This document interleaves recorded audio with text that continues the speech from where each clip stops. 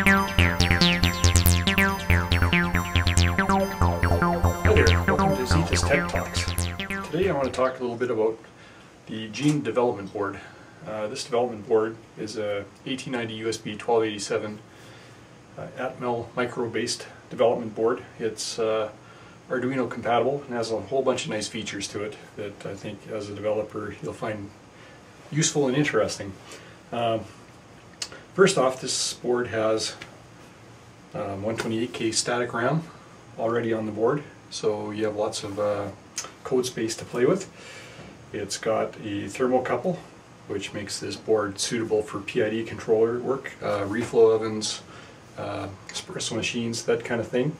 We've got an SD card slot, so you can use that to store your graphics that you put on the LCD or music. There's a whole audio subsystem with a little 2-watt BGA amplifier. I'll show this to you a little later, but it's right down here, little 9-pin guy. It's quite nice. For a display, we've got your typical SparkFun color Nokia 9100 clone.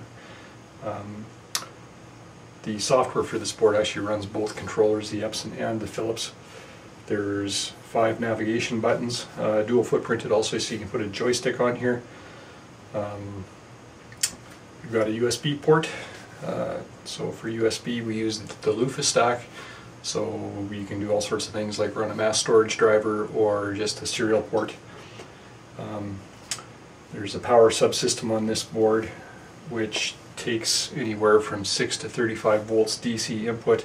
Anyway, there's a precision power supply on this thing which provides a precision 5-volt reference for use with the A to D converters and in conjunction with the thermocouple. There's also a 3.3 volt supply that's used for the SD card and for the LCD display. There's a SPI level shifter chip on board that's used to run both of these things. This board's Arduino compatible. Right now this doesn't have the headers populated, but they sit right on the outside of the existing connectors here. So if you're so inclined or have Arduino daughter boards, you can use those with this particular board. I've decided to put the loofah serial bootloader on this thing, so it's AVR-Dude compatible. I do most of my development with OS X. So loofah, it's running FreeRTOS. I've got Nokia drivers. I wrote a menu subsystem for this thing, which I'll show you a little bit later in the video. There's PID control. There's an audio subsystem, which is taken from the Wave Shield largely. Arduino libraries, the one-wire libraries. This board also supports a real-time clock, hence the battery backup. It's running a Dallas DS1307 chip, so that's useful. There's all the RAM drivers, their A to D and the GPIO drivers, and there's a full fat file system on this thing that does 16 and 32-bit read and write. Tools I use for this board are Crossback AVR on the Mac. There's AVR-Dude. I programmed this thing actually with an Olimex ISP, and there's all sorts of Eclipse tools. I guess that comes with the Crossback AVR, so that's my preferred development environment. And I've written a bunch of extra things too for OS X. I've got voice generation and conversion routines that you'll see later on in the video when this thing is running to announce, temperature of the coffee machine, things like that. So that's just a quickie overview. And in the second part of the video, I will show you this thing in action. Thanks.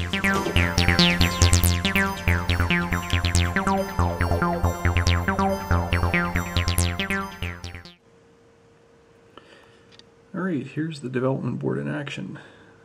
This is a bit of a close-up here. You can see it a little bit better. Stuff we talked about earlier, SD card, there's the Atmel, thermocouple input, power supply section. We've got the audio amp in here. This guy's a level shifter for the display. Over on the display side, we got the Nokia display. buttons. We've got 2 USB ports. This board actually cuts in half right here, and you can put a flat flex connector between the two of them. The idea there is just have the display board separate. If you want to have the main board inside your device and the display on the outside. I'll show you that later on my coffee machine. Here's the back. There's the battery for the real-time clock backup and the SD card. And this is one of the earlier of the board, so that piece of copper foil you see there is just to use as a heatsink for the power supply. Alright, oops. And here we go. Plug it in.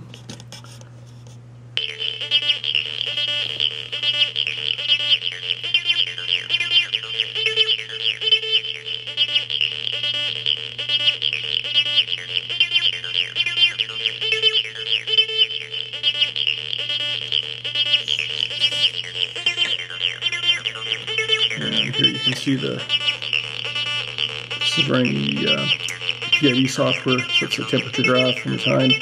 Welcome to the inside, Sylvia. You know, I was on this plane once, and I'm sitting there, and captain gets on, he does this whole, we'll be cruising at 35,000 feet, but then he puts the mic down, he forgets to turn it off. And so he turns to the co-pilot, and he's like, all I could use right now is a cup of coffee.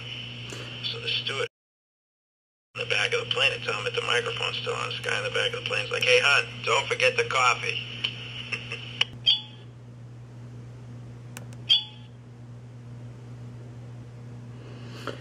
Anyway, that gives you an idea of the software and the hardware. Despite the questionable content of the audio that was coming out, you can see how the multitasking works. The display is able to update at the same time the audio plays. There was a lot of work actually involved in getting that running to be as efficient as it is. And next up, the version installed in my coffee machine.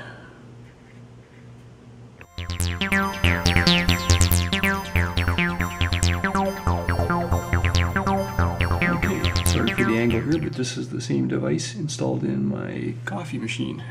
So you can see the display board is just separate. It connects to the main board inside the machine with this flat flex cable. And right now it's in idle mode, so if I hit this right button here, that actually turns it on. So you'll see the heating element kicks in and the temperature will start to rise on this thing. Try and get a bit better of a view here.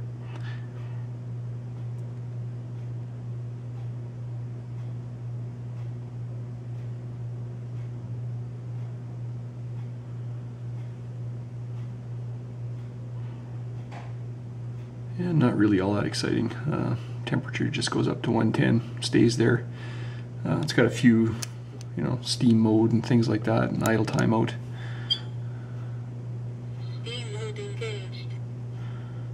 So steam mode just gives it full power till it goes right up to 150 degrees C, at which point the thermostat just kicks out. Right now when it's in steam mode, it reads the temperature out to you, so you can actually hear when it's up to temperature, so you don't have to sit there and stare at this display. That's it for now. Thanks for watching. Talk to you later.